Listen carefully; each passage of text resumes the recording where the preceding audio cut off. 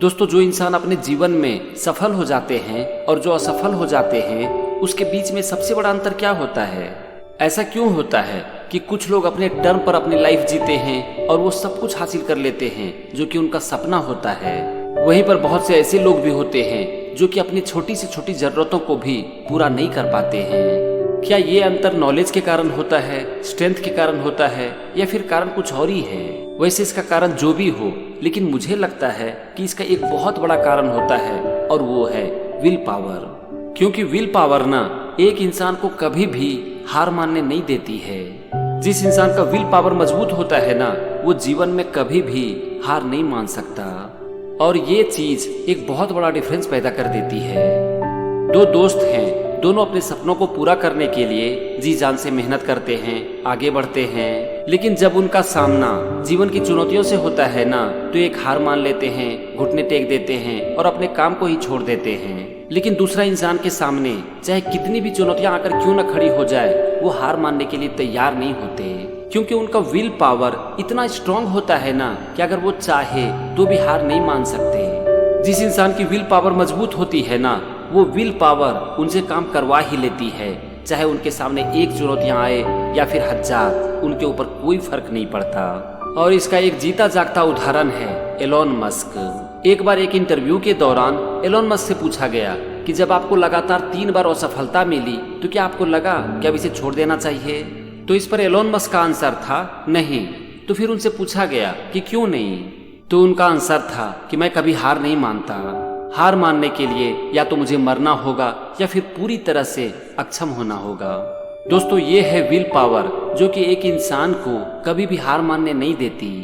जिस इंसान का विल पावर स्ट्रांग होता है ना, वो चाह कर भी हार नहीं मान सकता, क्योंकि ऐसा इंसान जब किसी भी काम को करता है ना, तो उसके पीछे उनका एक प्लान होता है, एक पर्पस होता है। वो उस काम को करने के लिए जी तोड़ मेहनत करते हैं और इसीलिए उनका विल पावर इतना स्ट्रांग हो जाता है कि अगर वो चाहे तो भी काम को नहीं छोड़ सकते। लेकिन कुछ लोग ऐसे भी होते हैं जो अपने काम को जब शुरू करते हैं ना, तो उसके पीछे उनका कोई पर्पस नहीं होता। वो आधे अधूरे मन से उस काम को करते हैं और इसीलिए जैसे ही उनका सामना जीवन की चुनौतियों से होता है तो वो घुटने टेक देते हैं। दोस्तों, हमें इस बात को जानने की जरूरत है कि सक्सेस और फेल्यूर जीवन में आते जाते रहते हैं। एक बार अब्दुल कलाम ने एक इंटरव्यू के दौरान कहा था कि आप जैसे ही किसी काम को करने के लिए आगे बढ़ोगे तो आपका सामना होगा प्रॉब्लम से।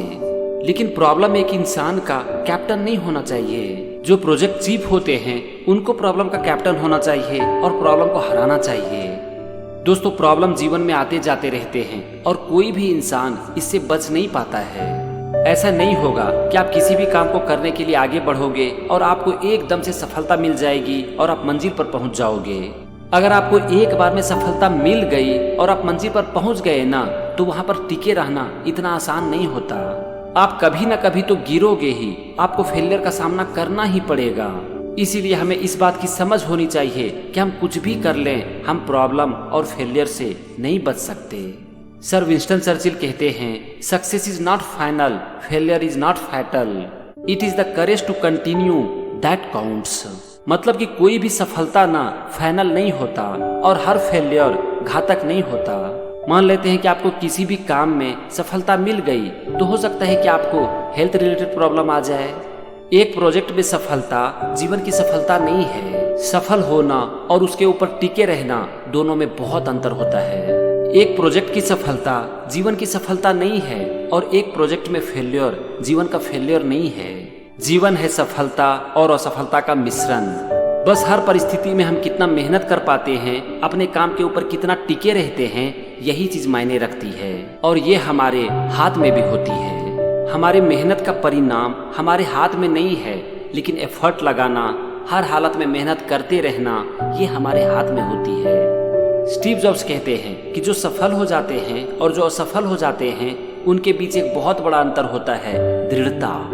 आप सक्सेसफुल लोगों की इंटरव्यू देखो, बायोग्राफी पढ़ो, आपको समझ में आ जाएगा कि उनका जीवन आसान नहीं होता। अगर आज वो सफलता के शिखर पर पहुंचकर झंडा लहरा रहे हैं ना, तो इनके पीछे उनका अथक प्रयास है। और अगर एक इंसान हर फेल्योर के बावजूद हार मानने के लिए तैयार नहीं होता, तो एक दिन उनका विल पावर इतना स्ट्रांग हो जाता है कि वो विल पावर उनको हार मानने के लिए भी नहीं देता। दोस्तों, हम बात करते हैं विल पावर की, लेकिन विल पावर कहने से डेवलप नहीं हो जाता। अगर हम सिर्फ कह देंगे कि हम अपने विल पावर को स्ट्रांग बनाएंगे तो स्ट्रांग नहीं हो जाएगा। विल पावर स्ट्रांग होता है लगातार अपने काम को करने से। जब एक इंसान कंप्लीटली डेडिकेटेड होकर किसी भी काम को करने लगता है और उसके बाद जब उसका सामना चुनौतियों से होता है और वो हार नहीं मानता है, तब जाकर विल पावर बनती है। अगर आप हार और फेल्योर के सामने घुटने टेक दोगे तो आपका विल पावर स्ट्रांग नहीं हो जाएगा। विल पावर स्ट्रांग होता है मेहनत से, डेडिकेशन से, कमिटमेंट से और नेवर गिव अप एटीट्यूड से। अगर आप इतना सा करने के लिए तैयार हो ना, तो मैं तो ये नहीं कह सकता कि आपको सफलता मिलेगी या नहीं, लेकिन मैं इतना दावे के साथ कह सकता हूँ कि आपको जो कुछ भी मिलेगी वो आपकी सफलता से बहुत बड़ी होगी। सफलता तो टेम्पोररी होती है, लेकिन जब आपकी विल पावर स्ट्रांग हो जाती है ना, तो वो आपके लिए परमानेंट होती है। इसीलिए दोस्त, जीवन में एक पर्पस को खोजो, उसके लिए लगातार मेहनत करो और इस बात को ध्यान में रखो कि आपके सामने चुनौतियां आएंगी और आप फेल भी होगे, लेकिन कभी भी हार मत मानना। एक दिन आपकी जिंदगी शानदार होगी।